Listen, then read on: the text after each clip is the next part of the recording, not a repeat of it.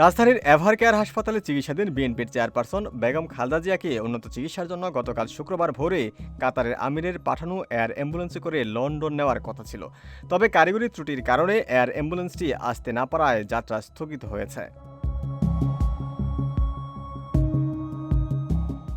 বিএনপির চেয়ারপারসনের উপদেষ্টা এনামুল হক চৌধুরী গণমাধ্যমকে জানিয়েছেন, মেডিকেল বোর্ড সবুজ সংকেত দিলেই ঢাকায় আসবে এয়ার অ্যাম্বুলেন্স। বিএনপির পক্ষ থেকে তিনি কাতারের কর্তৃপক্ষের সঙ্গে সার্বক্ষণিক এই বিষয়ে যোগাযোগ রক্ষা করছেন।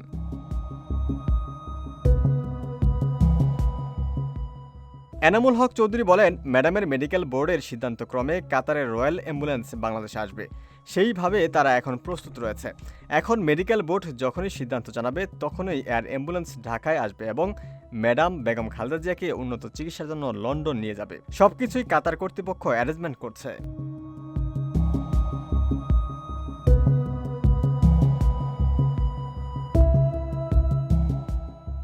বিএনপির চেয়ারপারসন খালেদা জিয়ার শারীরিক অবস্থা আগের মতোই আছে। মেডিকেল বোর্ডের সদস্যরা ক্রিটিক্যাল কেয়ার ইউনিটে বেগম খালেদা জিয়াকে নিবিড় পর্যবেক্ষণে রেখে চিকিৎসার কাজ করছে।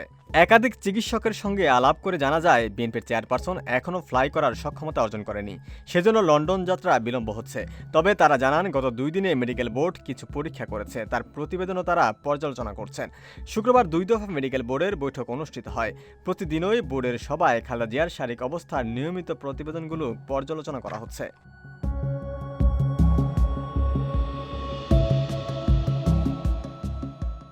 গত 23 নভেম্বর থেকে এভারকেয়ার হাসপাতালে চিকিৎসাধীন আছেন বেগম খালেদা জিয়া। অধ্যাপক শাহাবুদ্দিন তালুকদারের নেতৃত্বে বিশেষজ্ঞ চিকিৎসকদের সমন্বয়ে মেডিকেল বোর্ড খালেদা জিয়ার চিকিৎসা নিচ্ছেন। এই মেডিকেল বোর্ডে তারেক রহমানের সহধর্মিণী ডাক্তার জুবাইদা রহমানও সদস্য। শুক্রবার তিনি লন্ডন থেকে ঢাকায় এসেছেন খালেদা জিয়াকে উন্নত চিকিৎসার জন্য লন্ডন নিয়ে যেতে। ওমর ফারুক, ঢাকা প্রকাশ।